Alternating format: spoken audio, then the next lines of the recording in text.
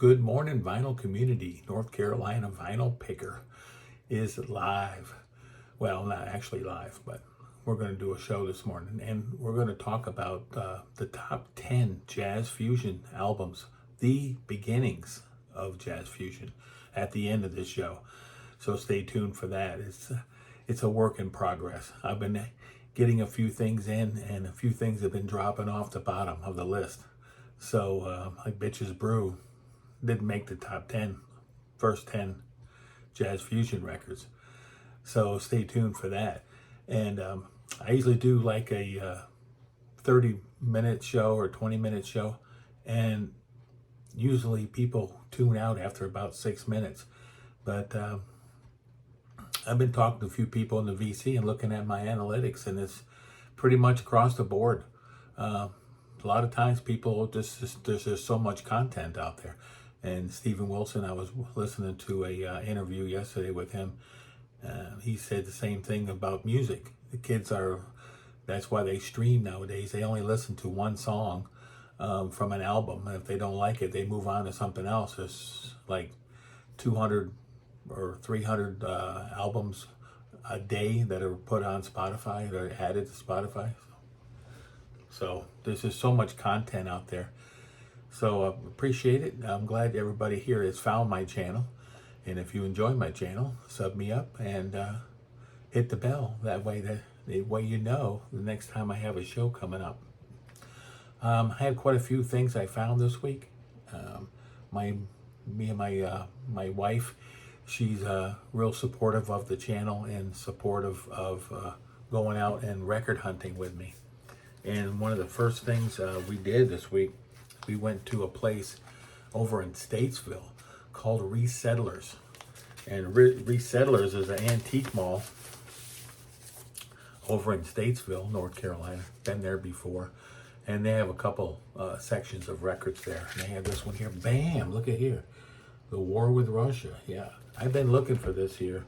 I found it one time in a charity shop here in Morganton, North Carolina. Habitat for Humanity, and I didn't pick it up. It was like 49 cents, but I didn't grab it at the time. And then some people were showing this record on the vinyl community, so I seen it there for 49 cents. I think it was like 50 cents, and I went ahead and got it. It was filthy dirty, and I had to put it through the Humming Guru. Gotta love the Humming Guru. And I found this one there for 49 cents also.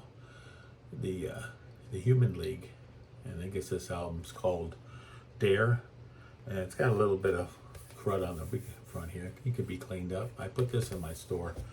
That's not anything that I'm really interested in. Oh, speaking of my store, I have a store on Discogs. It's Big Cheap Vinyl 57, and there'll be a link below that you can get to it, and I have all kinds of stuff there for sale. And I found this one there this one here says $1 on there, but these were all 49 cents. Grover Washington. I'm going to give this a listen, and this came out in the 80s, 81, so I'm not sure if I'm going to like this or not. But if I do, I'll keep it, and if I don't, I'll put it in the store. So after we left Resettlers, we went to, where did we go? We went to 33 1/3 Records. Now this is an interesting place. This is downtown Statesville. The guy that owns the store said he didn't want any promotion at all, that he's getting ready to close, and he said that most of the small mom and pop record stores are going to be closing soon because the kids they're not buying vinyl anymore. They're not buying a lot of vinyl anymore. What they did was they bought a bunch during the pandemic, he said, and they've been returning it and bringing it back, and they're going back to streaming. That's what he told me.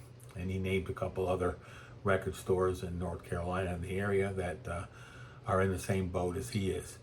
So he said he might go back to selling them in the flea markets and stuff. But he's got a store. He doesn't have a lot of records there, but I did find a few things I wanted. I found a really nice copy of Olivia Newton-John, Please Mr. Please. And this was like, I think he gave me these because I bought this record here. I'm going to show you in a minute. He gave me the 45s. Yeah. Phil Collins, Don't Lose That Number, and Phil Collins' White Nights. So those were the three you give me, and I paid up for this one here. I paid $50, but it's a OG copy, original with the poster, mint. Looked like they never been played on a 50-year-old album. So everybody knows this record. Knows the Beatles and George Harrison. This was his solo album after leaving the band. Well, I guess he had another one, Wonderwall Music or something. I've never heard that, but yeah. So I was happy to get this. He had it on the wall, and he's a real nice guy. But he said, don't give him any promotion. Don't film nothing in here. Don't talk about my show, my store. Don't promote my store in any way, shape, or fashion. So I'm just letting you know where I went to, and we'll move on from there. And then I got this in the mail. Mark Anthony K had a auction a couple weeks ago on his channel, and he had this Kate Bush album. And this is Lionheart, and I have 2 other copies of this that I'll be putting in my store. So if you're looking for a copy of Lionheart, they'll be in there. And I'll just go ahead and keep the Japanese pressing. From there, where did we go? It was a busy, busy week, let me tell you. We went to Scooby's Records. Scooby's Records is in a little town called Spruce Pine, North Carolina. It's up north of Black Mountain, north of Asheville, like between Asheville and Banner Elk, way up there in the mountains, about 3,500 feet, somewhere around there. And he was a nice guy, but he had tons and tons of stereo equipment. So if you're in the North Carolina area, especially up around Asheville, up in Johnson City, up in that area, check out Scooby's Records in Spruce Pine, because if you're looking for a receiver or a turntable or speakers, he's got a ton of it inside his store, and he's looking to unload a lot of that. And so I think he'll make you a good deal. So if you get up in that area, he's got a lot of records too. And I found this there, Black Sea by XTC. I listened to it. It's not my deal. It's not something I like. So I put that in the store, and I picked it up for $17. I thought that was a good price. I've never seen this record in the wild. Not that I really looked for it, but I put it in my store for the same price. So I'm not looking to make any money on it. I just put it in there for $17. And he did have this Genesis Keep It Dark. This is from the Abacab album, and a 12-inch single. I had this back in the day. Now I have it back in my collection, so I'll be keeping that. He had Van Halen. This was a no-brainer. I got this. It's the Jump 45. I put this in my store. I'm not really a Van Halen fan. I found this Don Henley 45 there, and this one here I do like, and All She Wants to Do Is Dance, and I'll be putting this up there with my other Don Henley. Okay, moving on. I went to Fantastic Finds in Newton, North Carolina, and I shot some video from this. I'm going to try to get everything incorporated into this video. I've been doing some editing. Hey, we know North Carolina vinyl pickers moving up in the world. So One More Night. This is Phil Collins again, and they had this 45 there for $1. This was at Fantastic Finds in Newton. Great antique mall. If you're in the Newton area, Newton, North Carolina, Hickory area, it's real close to Hickory. Stop in and see them. Tell them the North Carolina vinyl picker sent you. They won't know who that is.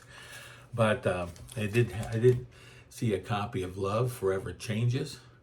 It's a nice album. I've had it before. I sold it in my store. It was a newer copy. This is a repress, an older copy, and I really didn't see any difference in the sound. But kind of like a love-hate relationship with this album.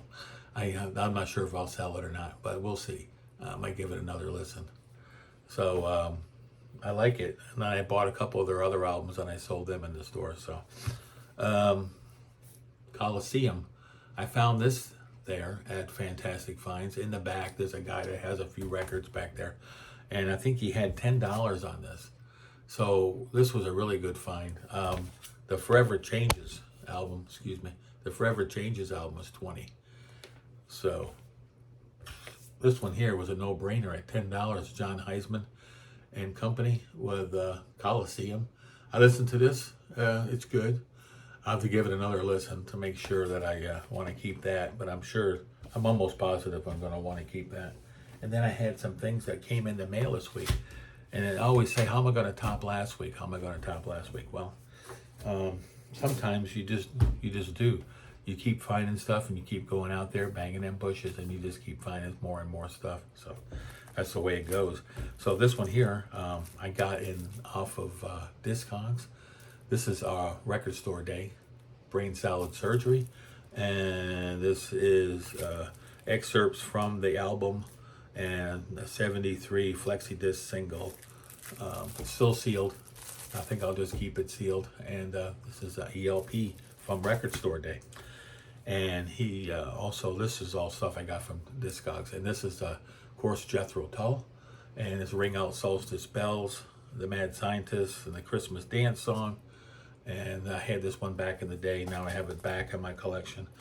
And these 45s, the guy on Discogs, I want you to be aware now. When you're buying stuff off Discogs, he showed these albums on Discogs in the picture sleeves. So I assumed that I was getting, and you should never assume that you were getting these 45s with the picture sleeve. They weren't when I got them. But he did put in a fine print on 2 of these 7 that the picture sleeves weren't included. I didn't see it at the time. The other 5 he did not list, but he did say in there that the in the fine print in his website for his store, that some of the items on there are not what they seem.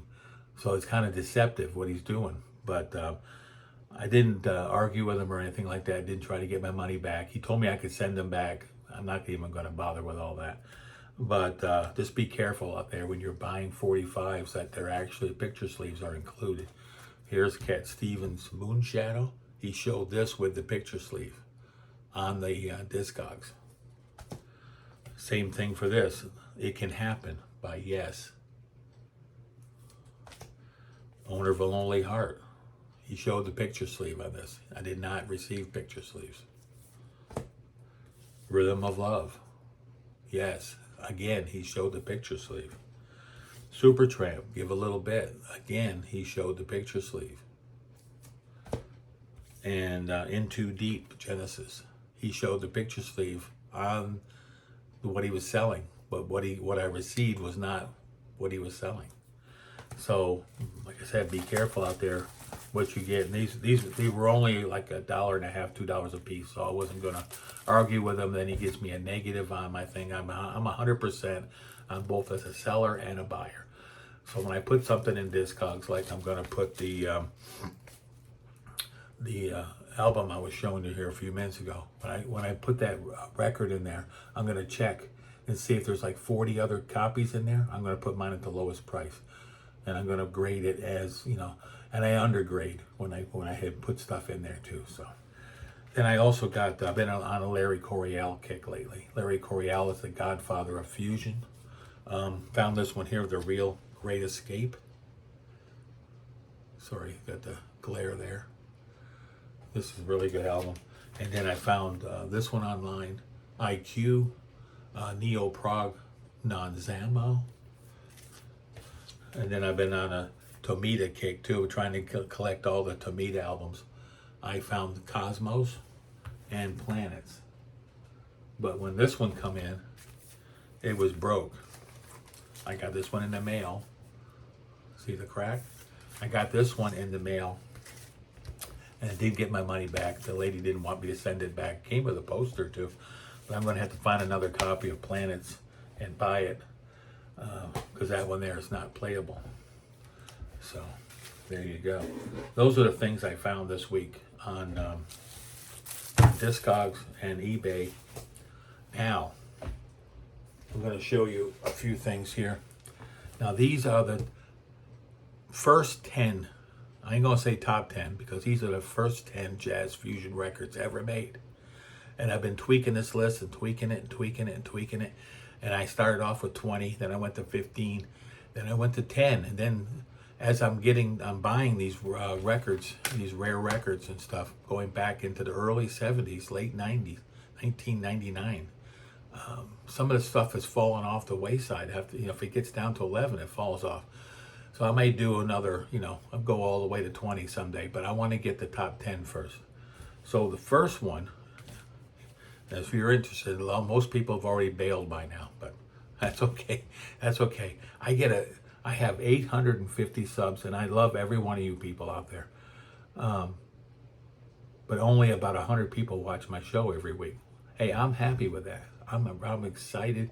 I'm over the moon that 100 people took their time to watch my show, whether it was 5 minutes or the whole show. So thank you very much, and thank you for all my new subscribers.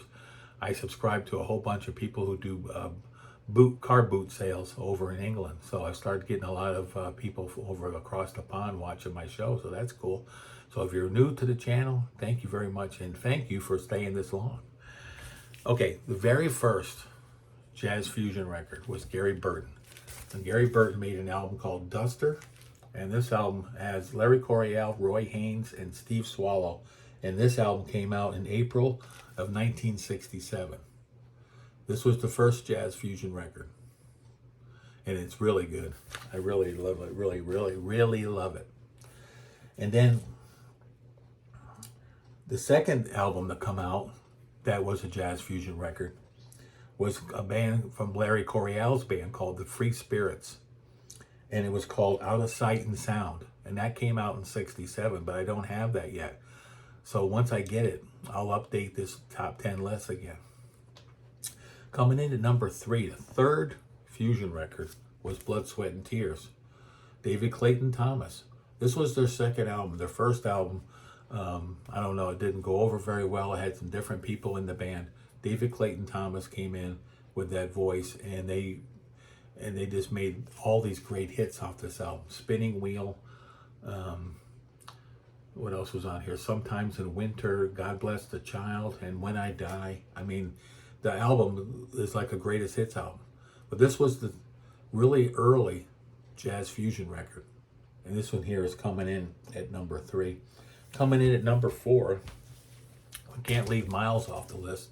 And Miles in a Silent Way, which I just got this original master recording. It sounds incredible. And it comes in at number 3. And this album came out in February of 69.